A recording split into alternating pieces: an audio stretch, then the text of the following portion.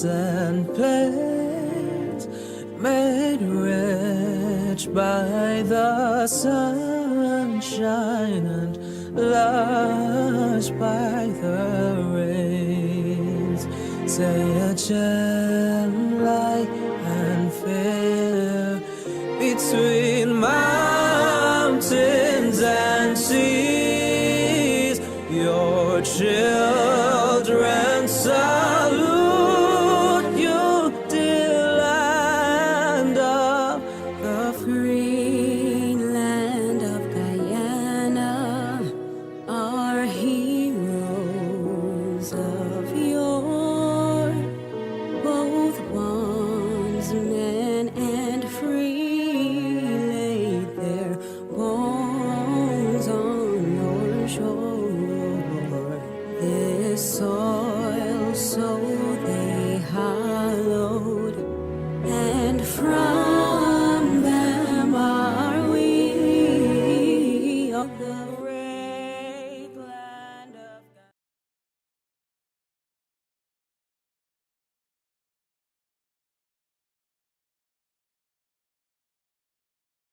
Ladies and gentlemen, thank you for joining us once again on Globespan 24/7, operated by Mr. Nohar Singh with Devin with technical. Tonight, the rice industry, the farming industry, the agricultural industry in Guyana, we're going to focus on rice. We are addressing challenges, budgeting, and planning in the rice sector in Guyana. And I suppose our participants may want to touch on other. By Mr. Noor. Joining us tonight is Mr. Govind Harbhajan, Mr. Joe Prasad. We expect Mr. Jinnah Rahman soon, and Mr. Nigel Hughes. I don't think any of these gentlemen require much introduction, but as we go along, we will give them some other introduction as well, or additional introduction. We do invite participants from across the political spectrum to join us from time to time. Some choose to join us, some decline. So tonight, we thank these gentlemen, not all are politicians, for joining us tonight in this very, very informative program of Globespan 24/7, owned and operated by Mr. Nohar Singh. Let me just point out very quickly that this is a free program. It's all sponsored by Mr. Nohar Singh, businessman Nohar Singh. We do need support from sponsors. Anyone willing to sponsor programs or to help offset expenses, you're welcome to do so. You may call phone number 631-782-8694, or you may go to support at globespan24x7.com. Thank you very much again, gentlemen, for joining us tonight. Let's begin right away talking about the rice industry in Guyana. Both Mr. Govind Harbhajan and Mr. Joe Prasad have a long history in farming and in the rice industry. So if I may ask, Govind, would you like to begin to tell us about what are some challenges in the rice industry in Guyana?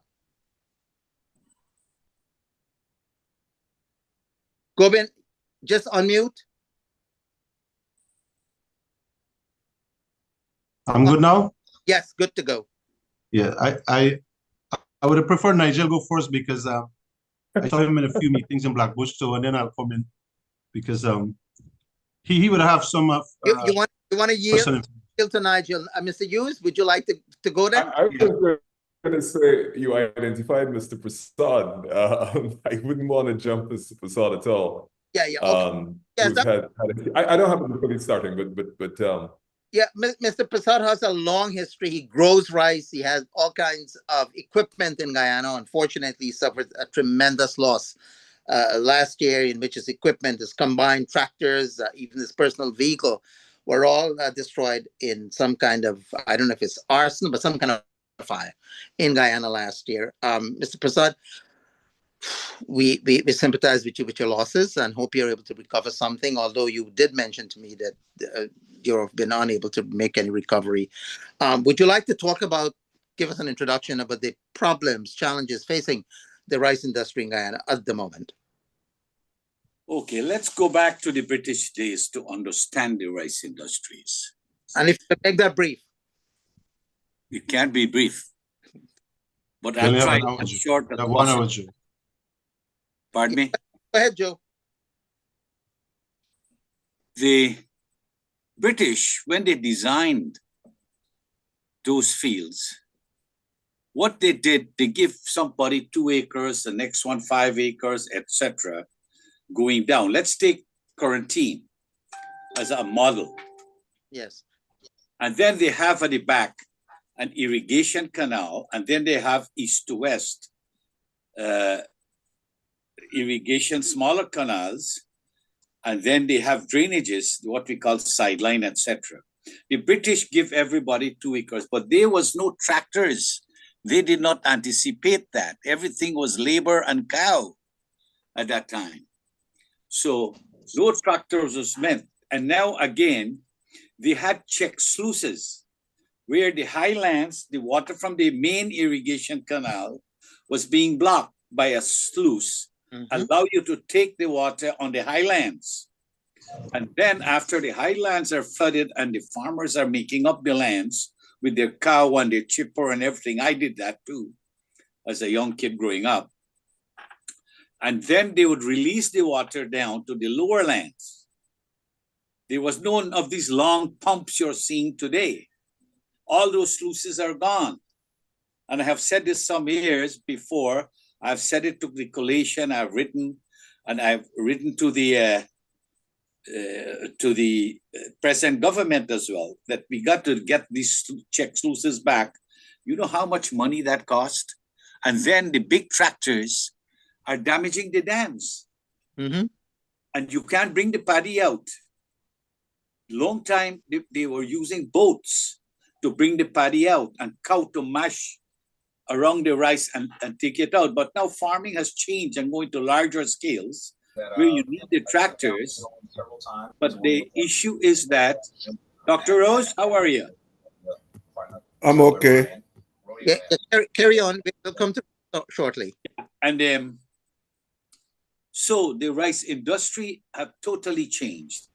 Now, and this caused lots of losses. Then government is not putting the water on time. They're not cleaning the dam and trenches, etc. on time.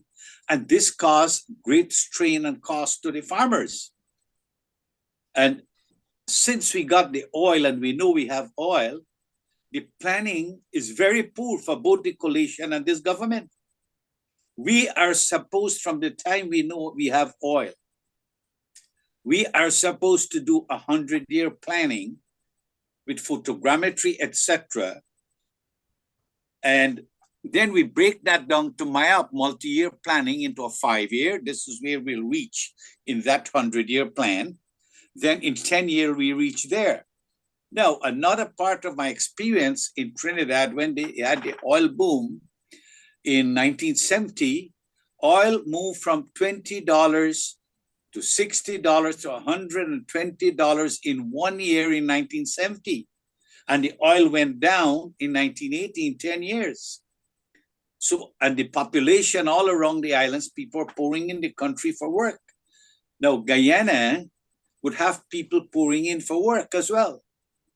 But what the government has done in the rice, the government, any government or any planner, whether it's rice, sugar, or anything, in your budget, you cannot put overheated budget. That means to do too many things, and you don't have the 4 M's. If you don't have the manpower enough, if you don't have enough machine, enough material, and enough money, this government is borrowing money. Okay. Right? So I like that. Can we come back to that? Because from what I gather from you, the main challenge was the size of acreage and irrigation issues. So can we have Harbhajan talk about that, and we'll come back to the 4 M's? Okay. Good night, gentlemen. Nigel, so Dr. Rose is on. Joe, you and I had a lot of discussion. We agreed on things, we disagree on things. When it comes to the rice sector, it's totally different from the era you are talking about from the 70s and the 60s, which is totally different now.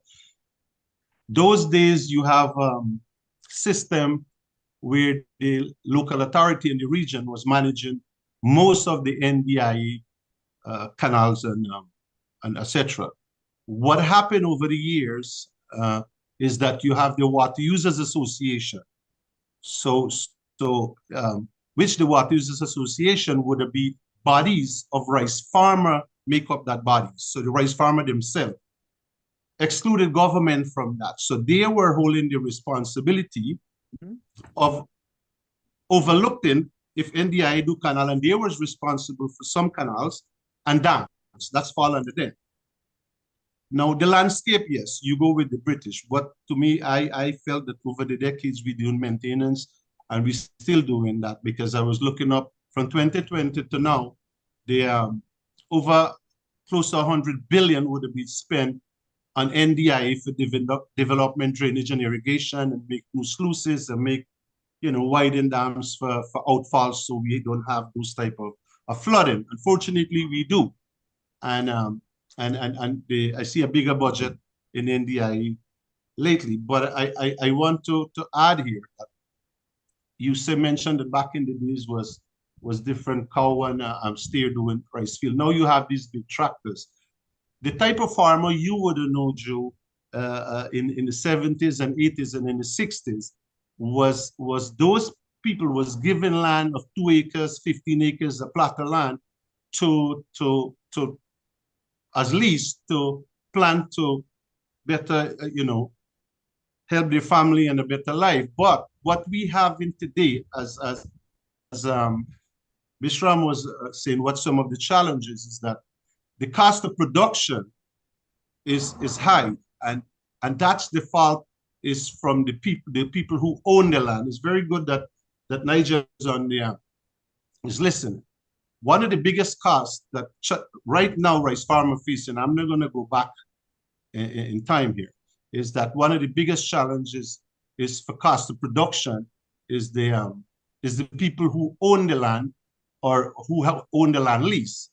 It's very important that we have an attorney here to understand that government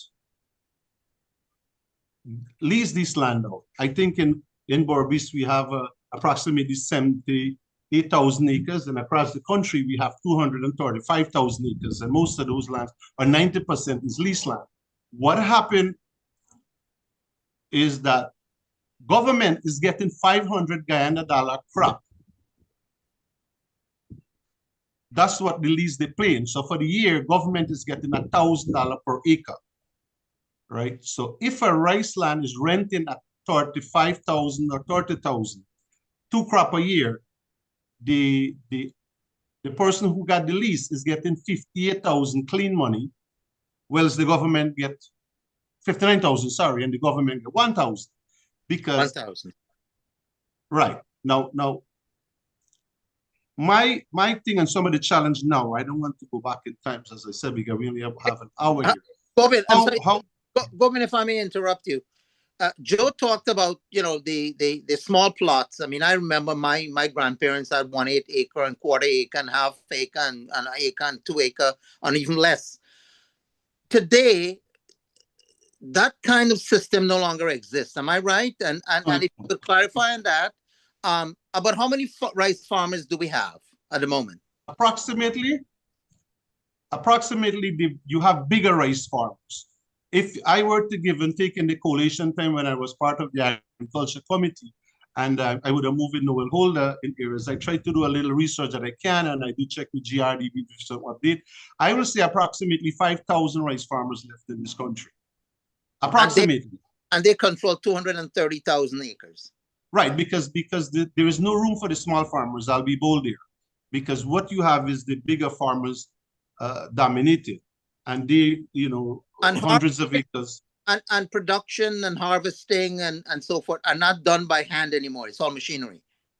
It's all, well, it's been done by machinery, but one of the, going back to the cost of production, labor is also a high end for farmers, right? Because the over the years, the whole system changed. You have bulk, combine cutting bulk tank, you dump them into the truck and straight to the Mhm. to the millers. And I want to add also, right, is that maybe in the early late 80s and 90s, you would have about 80 rice millers across this country. Today, that would have trickled down to 30 registered rice miller. Some would have been run bankrupt. Well, I don't know what were the circumstances is. And some would have, during the coalition time, would end up with some difficulties because of the deal with Panama in 2018. $1.5 billion was held up in Panama and never collected. And that was 2018 during the coalition time. However, I made to understand that money came in and the miller get paid. Finally, they got paid. So that will see some smiling face on the miller. But small farmer no longer like before, as Joe mentioned. Those days are gone. And my take on that's how to fix that problem. That's why Nigel is there. Is that so let's hear from people. There is something I want to bring up a bit later after Council speaks that Joe mentioned, and it's a very, very important point about flooding and sluices and cokers, all of which have been neglected over the last 30 years. Senior Counsel, you want to give your input, your view about some of the remarks made by our two previous speakers. Vishnu, thank you so much. Good night to both Mr. Harvijan and Mr. Prasad. I'm not senior counsel, but let me jump right in. When I went to Blackbush about 2 or 3 weeks ago to speak to the farmers, because they had problems before and they were protesting, and it was important to. And what is obvious is this: you have rice farming from the rice farmers' position. You have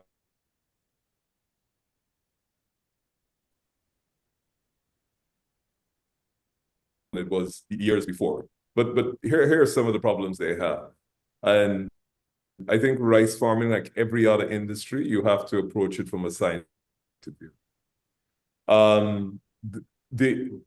The average rice farmer does exceedingly basic, and in his budgeting, he does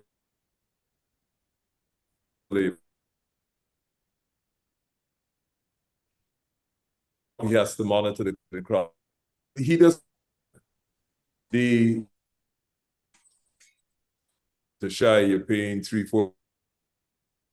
It's sticking. And of course, Yeah. Mr. Hughes, your internet seems to be a bit unstable. We're not hearing you too clearly. Very clearly, yeah. Oh, I apologize. You want to rejoin? Yeah, sure, I can do that. You would like for him to rejoin?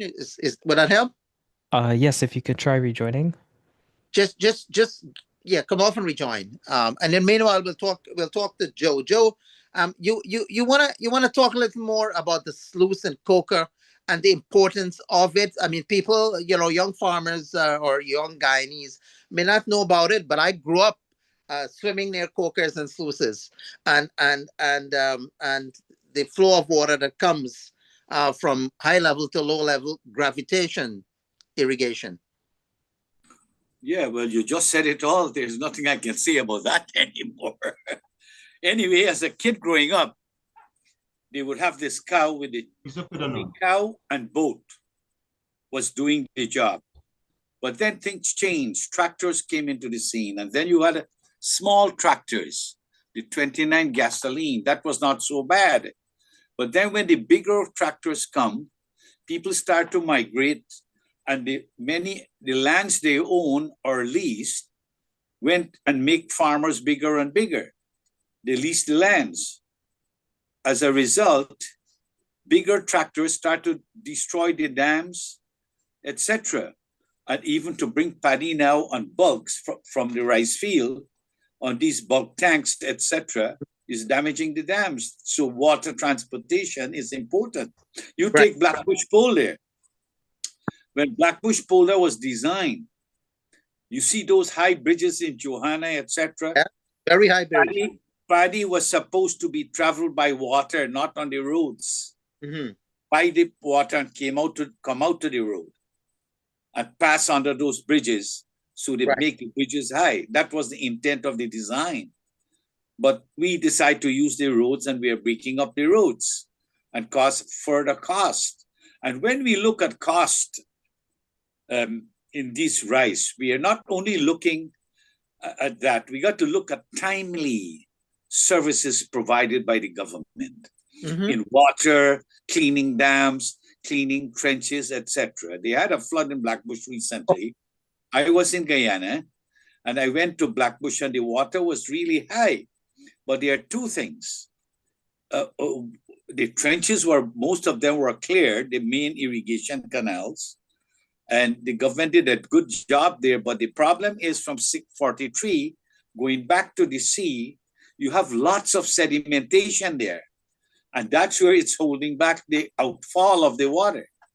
And that's caused it to higher. The water even went to the flood.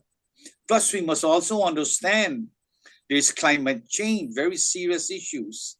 Remember a couple of years ago that in quarantine there, I was shocked as a kid milking cow across the irrigation canal, the seafood trench.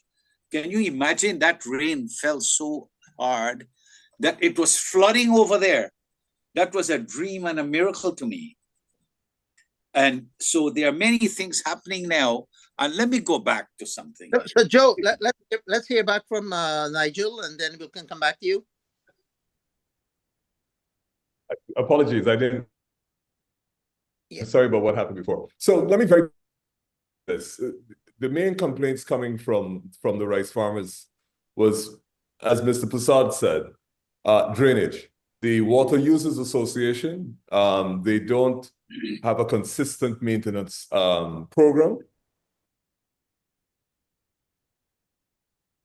money which is higher. So what happens is they create wait until there's a crisis and you get a budget that is much higher than what is normally there. So consistent drainage was one of their complaints. Second complaint, of course, is the volatility of the price. Now, everybody knows the world market price is volatile, but there were some clear indicators in the last crop that India and China were going to increase the amount of rice they were putting on the world market, which would have resulted in a lower price. Now, most of them said if they anticipate or they had some indication of what the range of the price that was likely to be paid was going to be, they would have adjusted, either whether they planted less, planted more. You saw rice that had fallen down, and that was a pure function of poor drainage. So at the end of the day, it is the maintenance of the rice crop in between.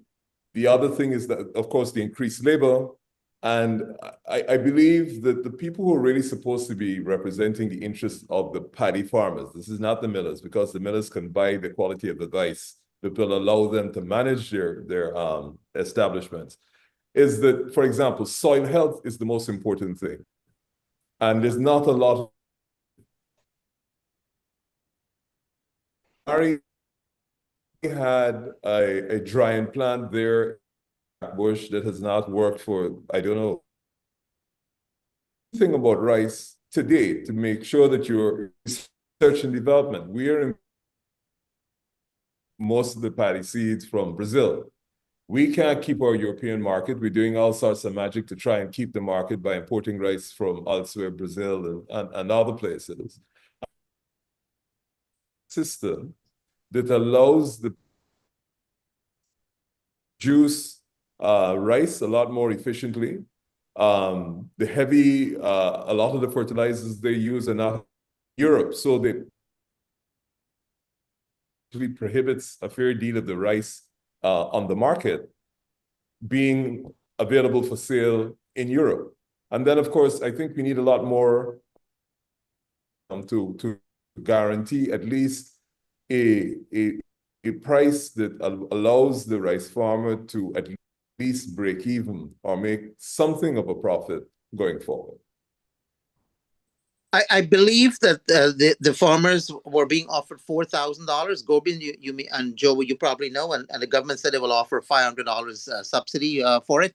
So Joe, you want to continue about the problem with the drainage and the transportation of the paddy and if you may talk about any other related issues. Okay, give me a chance to explain something, to give you a clear picture. Okay. Right now, we know the drainage problem and all these services that's supposed to be the government should have an inspection team to see how the water users and the cleaning is going on, so that random sampling, random inspection to ensure that things are happening on a timely manner. Timing is very essential in rice cultivation because you have rainy season, non-rainy seasons, etc. And everybody wants to cultivate within certain time. But more importantly, I was talking about in 10 years, we got to listen to this picture. We'll have about 5 million people in Guyana. Like I was saying about Trinidad, people are pouring in. And because they know we got oil and we have a bigger border, people are going to pour in. The cost of living will rise. What the government has done, take workers from the rice. This is one of the very important things that take up the cost. Take workers in construction, overheated budget to do too many things. You need workers, you need the 4 M's. You need man, money, machine. When you take the men from the rice, they've gone to work for $15,000 a day in Georgetown instead of $5,000 a day in the rice and the mud and the ashes in sugar. So they suffered. The rice farmers suffered. They don't have enough labor and it's incurring losses. They cannot plant their rice on time. They cannot cut their rice on time. This is why Trinidad closed rice and sugar, because everybody was running into the construction industry.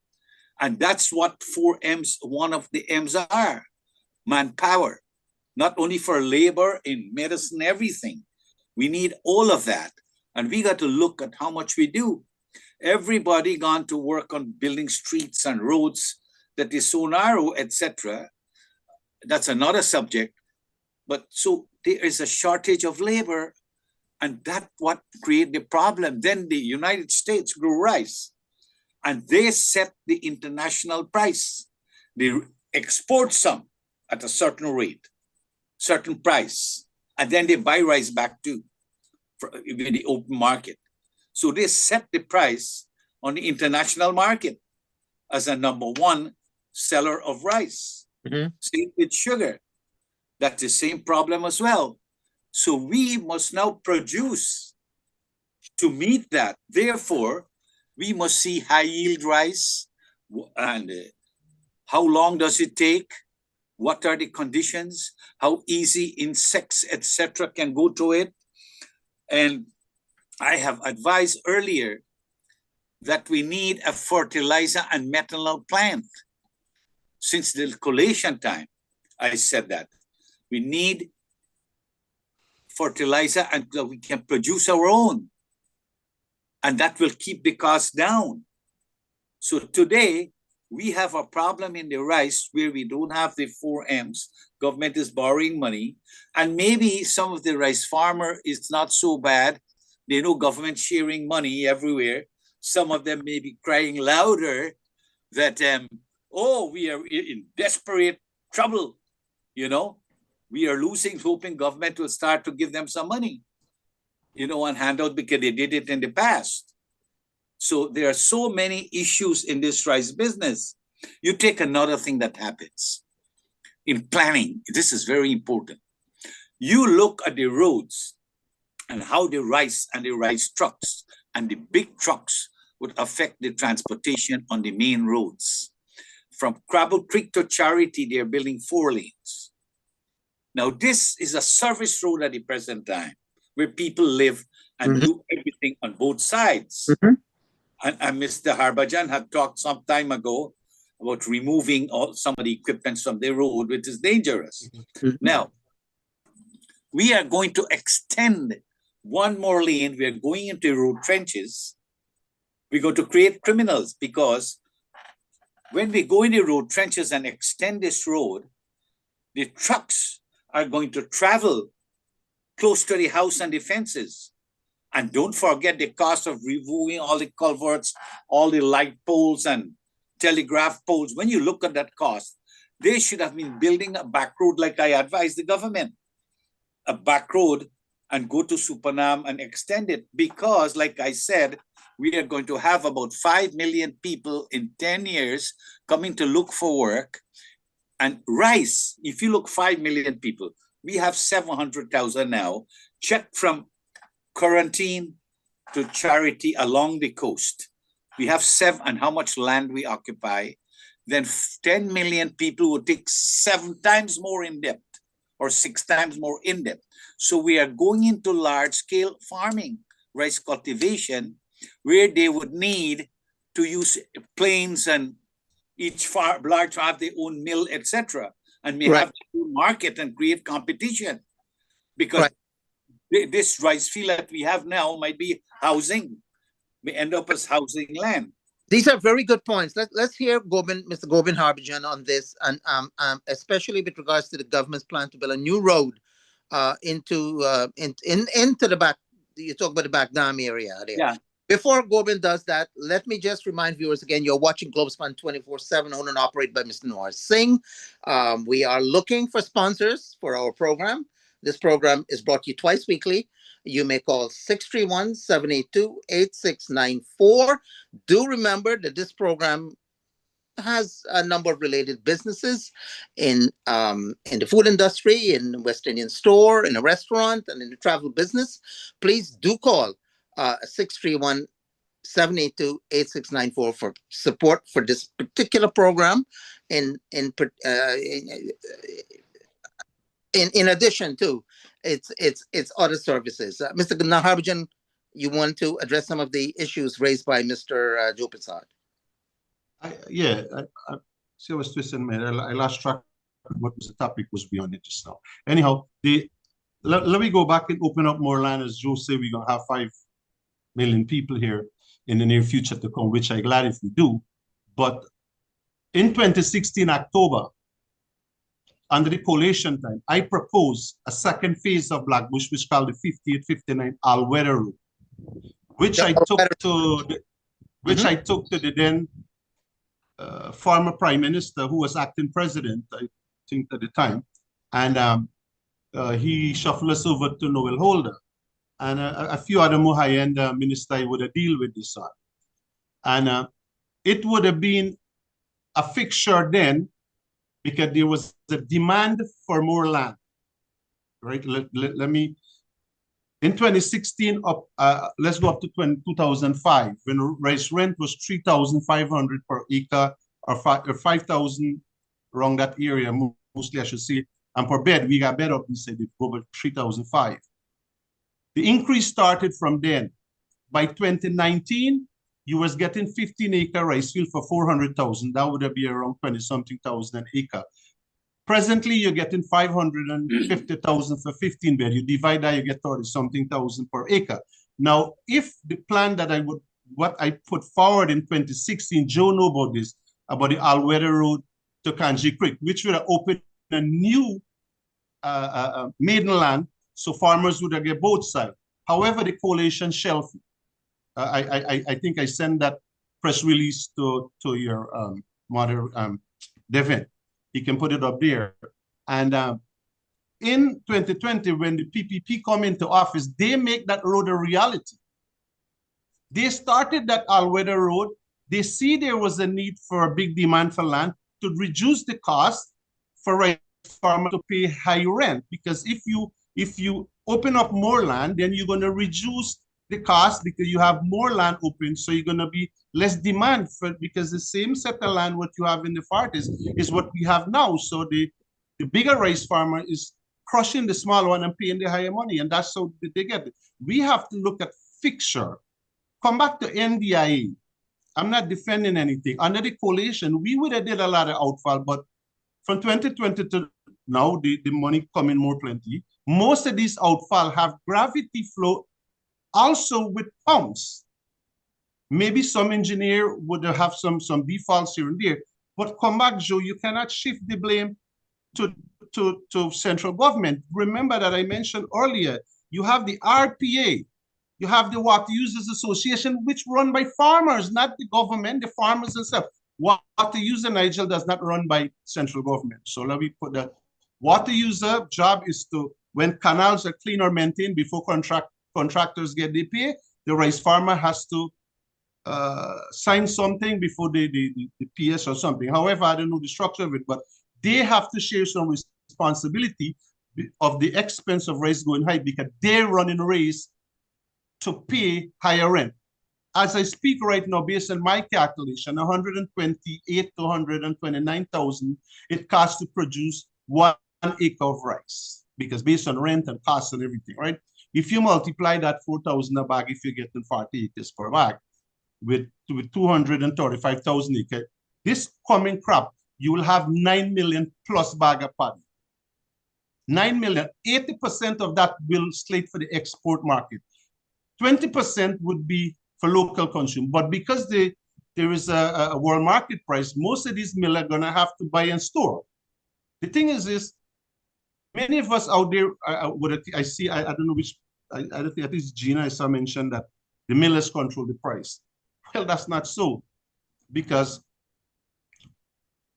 millers don't have contracts abroad. If the highest contract, they will have a 3 months or 4 months, that's the max.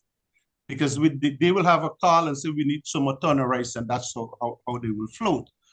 But we have to take responsibility as farmers that we bring our downfall. However, farmers today, as I speak, 80% of the rice land owned by people living in mighty America or Canada, flicking a remote, watching a flat screen TV, fly into Guyana, collect 3 crops of rent. The rice farmer got to take loan to give them the 3 crop of rent to Carabrajo.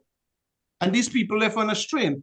What do, well, you can say government, or what can you say farmers or all this association or agency that follow NDI and everybody got to work hand in hand. GRDB job GRDB was designed to work along with the farmer. Now, some of these farmers are very hard mouth because you have over 35 GRDB field representative, and they are paid to help farmers to increase the yield.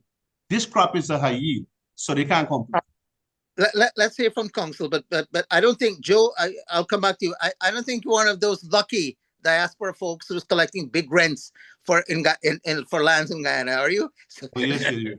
Let's hear senior council first. I'm sorry, not senior council. Council.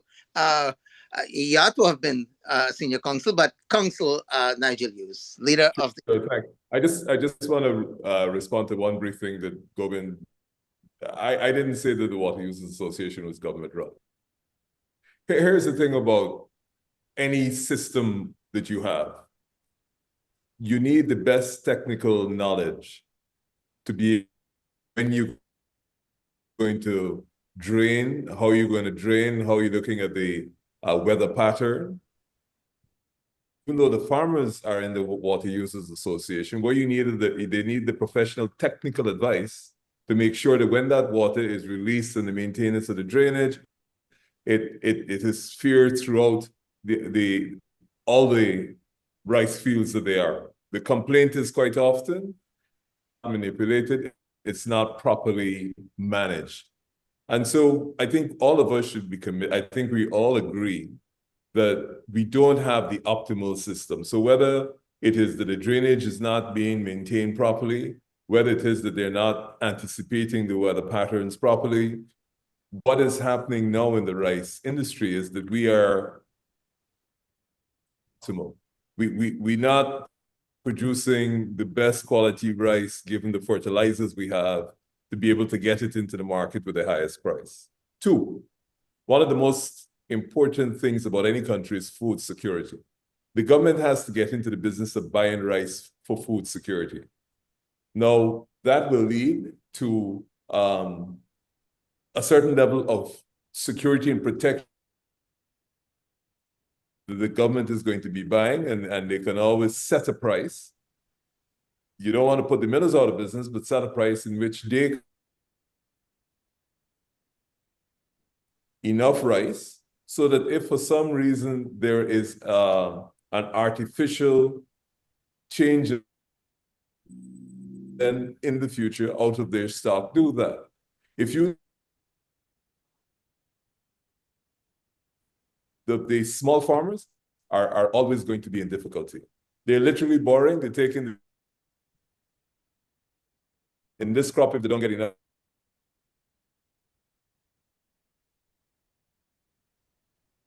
You think we're losing Nigel there?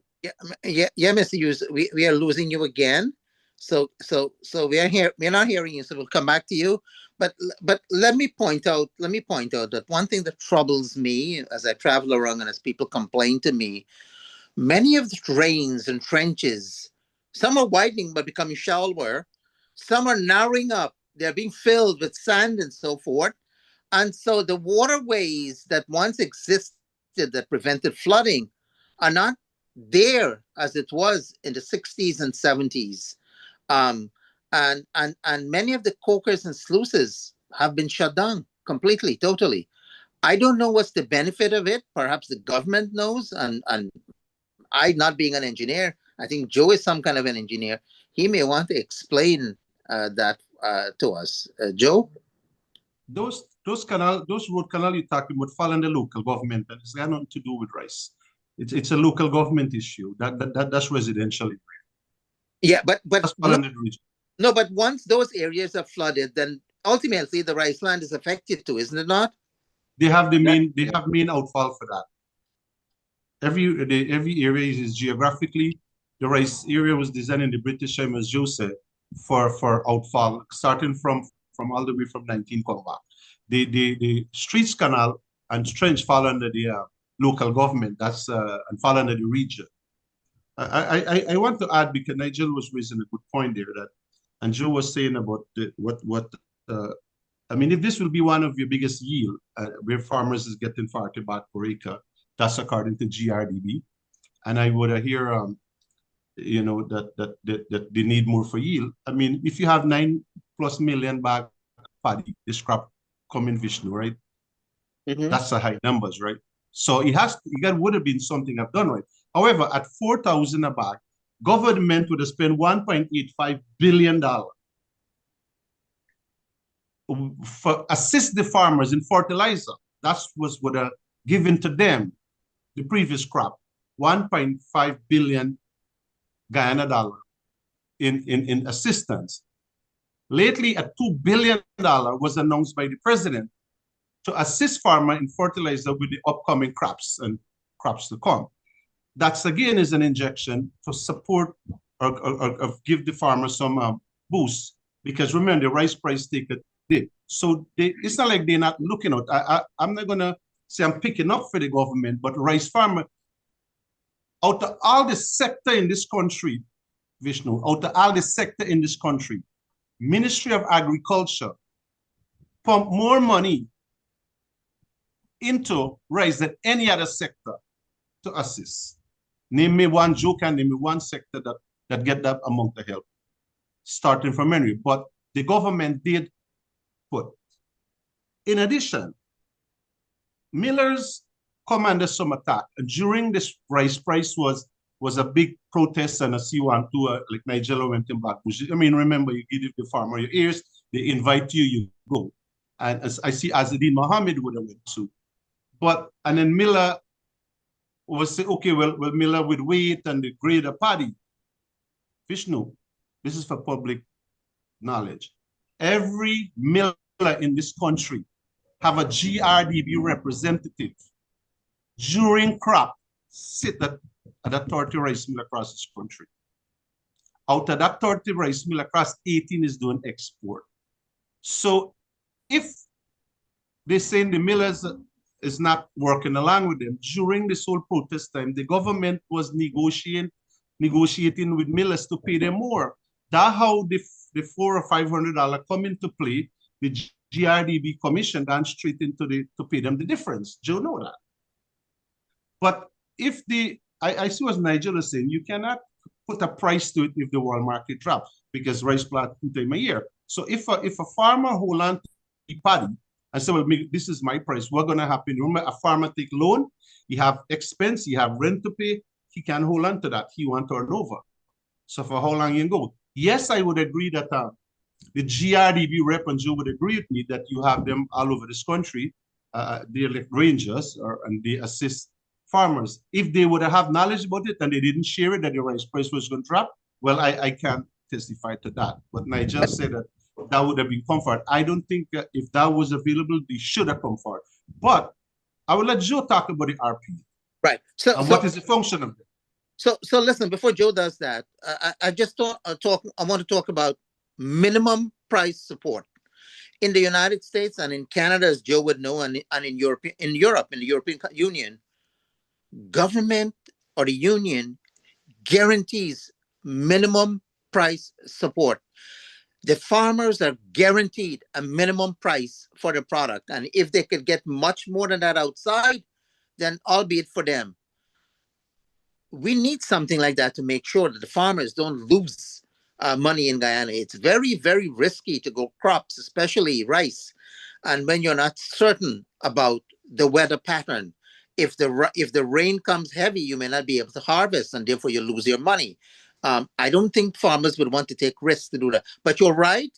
If farmers are getting $4,000 at 40 bag, what's that, about 160,000 or thereabout? Joe, you want to address the points that Mr. Harbinger talked about, RPA, Rice Producing Association, on related matters?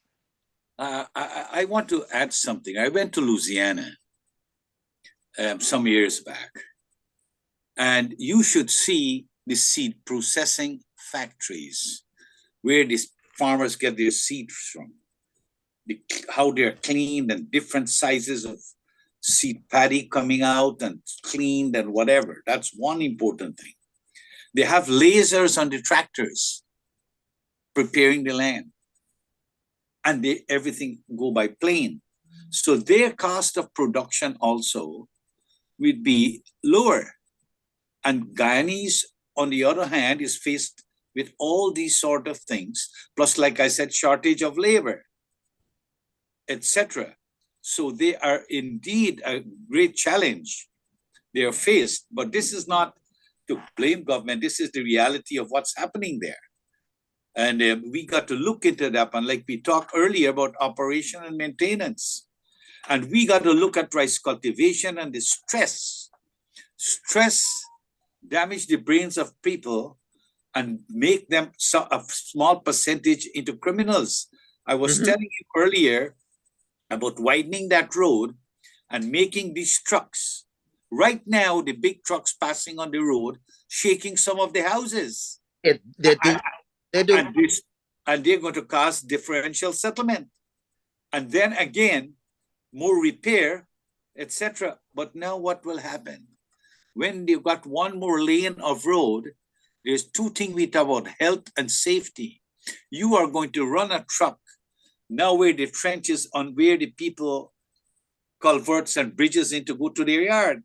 You'll have a road there. And a truck passing at 90 decibels is the annoyance level, which can damage your brain. A small percent of these people would become criminals. And it starts already in the Georgetown area. And that excessive traffic and overheated budget, where you're trying to do too much in too much of a short time. That traffic jam in the city is all government should be blamed, because they should have seen what happened in other countries and plan properly, planning. So in the rice sector, farmers will always undergo these things, because the millers also face situations how they got to transport their paddy from their mill to the rice where it's going, or the paddy. So you're suggesting an all-weather road away from the main roadway. That's correct. An all-weather road and opening large-scale farming where people can start to farm to be competitive. In 1,000-acre guy have 2,000, his own mill, his own everything there. So there's no profit from a miller, right? And they got to plan throwing paddy for many people. They can have no dams and trenches, their own responsibility. And not only that, in this way, we can produce Katahar, Saijan, all kind of other agriculture. Yeah, great idea. Let's hear from Nigel Hughes. We don't have much time left. Nigel, are you still on? Yeah, Nigel is not on. Are you hearing me? Yeah. Yeah, Okay. we're hearing you. We're hearing you. Go ahead. Yeah, go No, ahead. no, I agree with part of what Mr. Prasad is saying. Let me say this: a couple of Michigan, and the persons that I was staying at, this is his 80s. He alone cultivated the equipment, massive combine, and he alone did it. He didn't hire people. So to become more efficient, you have to mechanize. We have a fear of mechanization in Ghana for historic reasons, because we want to create jobs. The reality is our population is small. We have to move to a stage where we're going to have mega farms. Mega farms never employ a lot of people, but we certainly need the food security. Going up to Takama, where those the soya farms are 3,000-acre soya farms, we have to move there. Now, what we don't have is we don't have a program for the smaller farmers to remain competitive. Mm-hmm. And that's what all of us should be doing. I know Gobin spoke about what happened before and what happened now. The reality is, I think collectively we need to find what is the most efficient system. You have people with Mr. Prasad's experience. It doesn't matter who the government is. At the end of the day, what you want is the most efficient system, and we want everybody to make money and be. Let's start dedicating our time, energy, and money towards how we produce better quality crops more efficiently. I don't think the future is in manual labor and hand shying. The future must be in some form of whether you do it by aircraft or otherwise. That is my reaction to what my friends have said. I have a question for Nigel as we run out of time in reference to this land lease and that will lead to one of the areas. The biggest cost for farmers is rent. I don't care what anyone says. That's the biggest overhead is land rent. Nigel, it is legal for rent government lease land, make it as a real estate hub for profit when the government is only getting $1,000 per acre, whereas the guy who leased the land is getting $59,000 per acre per crop per year. Now, is there a system? I did a press release on it, and I sent it out there, and it was all in the paper. And I talk about $2.something billion in rent. Is like a money laundering going overseas every year because people collecting the rent. So the question, Nigel, is there a law or a system that a method can be in place to cap the rice rent because the government own the land, lease it to someone, giving $1,000 for irrigation and dam and maintenance, while he collecting $59,000 a crop? Is there something in place, or is there something we should look at to save the rice industry from rice? Because and the other solution is open up more land, so it'll be not too much of a demand for the little land that we have now. If you open up land, like Joe said, you will have less demand for the 235,000 acres. Your thoughts on the can I say something? No, let Nigel answer the one with the legal aspect, with the lease. Mr. Hughes? I think we lost him again. Say historically. Are you hearing me? Yeah, we're hearing you. The rent assessment committees were set up to protect the small farmer. Correct. So what you have to do, policy, you create the legislation, rent controls, where you set up a rent assessment area. You can do that. You can do whatever you want to be clear what it is that you want to do. So if it is in your case, you're saying, look, the actual lessor, the person who's leasing, well, the government is not cultivating, and you think that that's an exploitative system, then you create regulations and laws that say you can't sublease government land. That's how you address that. I think there's a law in place you know, that you can't sublease. I think there's a law in place that you can't No, sublease. no. I don't think there's a law that says you can't sublease. What may be in the government's primary lease is a clause that says you can't sublease. Okay, okay. So, but that's, but here, let me just tell you, you can pass as many laws as you want and as many regulations as you want. It's the enforcement of it. Can you enforce it? And the question is going to be, do rice farmers have the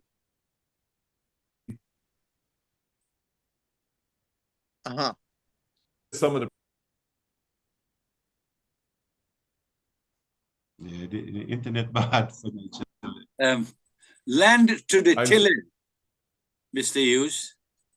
There's something say land to the tiller. If the guy who got the lease is not there to cultivate, then the guy who tills the land, he should be owning it. But there's a more serious problem. All the lands that you see today, people are cultivating, was not only the lease and the land. People clear those land, the woods and the bushes, and the some coca pimples and the snakes, everything they cleared by hand.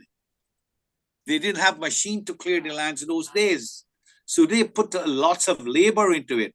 So here is a challenge. Do the government take the land by land to the tiller and give it to somebody who wants to till it? Or the government form a committee somewhere and tell the people, if you're not cultivating yourself, you'll have to sell the land or the lease. Yeah, let's hear something somewhere that way and arrive at something instead of a high rent all year. But somewhere you got to do something. I am in agreement with you. There should be a just resolution. Let's hear what the council has to say. Mr. Hughes? I responded. I don't know if you didn't hear me. Are you hearing me? Yeah, we're hearing you now. Yeah. No, I maybe you didn't hear me. I was saying you have to determine what your policy is. Yeah, we heard that part. Right. So why don't we wrap more up? To what Mr. Baton said that I want to add. Yeah, let's wrap up. Let's have Mr. Hughes first, and then we'll go in and Joe. Mr. Hughes, any final points? No, I think we need to dedicate time and energy into further research, soil health for the rice industry, so that the paddy farmer can be more efficient, and we need to protect him from the ravages of the market. So the government, like you say, can have a minimum price that it will purchase paddy, irrespective of what happens on the world market. Right. Excellent. Mr. Harbhajan, any final point? Yeah, I just want to add, and it may not please government or it may not please farmer, that we have an overlap of too many agencies carrying the same responsibility. And sometimes when things happen like NDI, GRDB, or what to use our RPA, the blame keeps shifting. We farmers need to start to address those issues. When it comes at the end of the day, the government get blamed. I want to add what happened in Suriname. They don't allow you to take a lease land and rent it for profit. If you're not going to plant it to your grandchildren, the government take it back. I went to Suriname and I do my research. So that's why the cost of production around the world is going to always, as much as rice price around the world is lower, other part of the world, farmer make profit. But the cost of production in Guyana is way, way high because rent is up to here. So here, Joe raised a very valid point. I utilize my hands to go and clean that piece of land with all of the plimpas we say in Guyana and Sankoka and bush and so on and so forth. And then I'm unable now in order to grow crops because I don't have the resources. So I went and sublet it. Is it fair that the government stops me from doing that? I'll ask Joe. Legally, at the end of the day, it's lease land. It's lease land. You sign up for lease land. Government would be part of her clearing up. Yes, people would have divided, but you're talking 100 years ago, people has those land. Those people either migrate or pass away. Most 80% of those people live abroad, and this is what killing the farmers in Guyana, because farmers are hardworking people, but they have to pay high rent to the people living abroad. Joe, your final point before we close, please. Now, I think the government should be passing a road and large-scale rice farming and mechanized with plane, etc. The existing land is a small amount of land when you look at 5 million in 10 years. And that people then, we look at doing different kind of farming with those lands, like Saijan, papaya, large scale that you can do canning factories, because those things have price in the international market. People think it help cancer. And they take all those lands in large group, let the people own the land still, whether it's lease or not, but government come up with a master plan that, look, from this place, from 43 village to Crabble Creek, you are going to do papaya and we're going to have a canning factory. From the next area, we're going to do Saijan, some kind of planning on the existing rice land.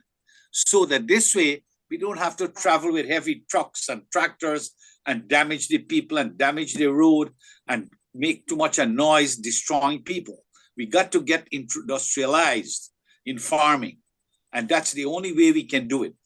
Because rice have problem, we have climate problems that increase water, right? We got drainage, like Mr. Harbhajan said.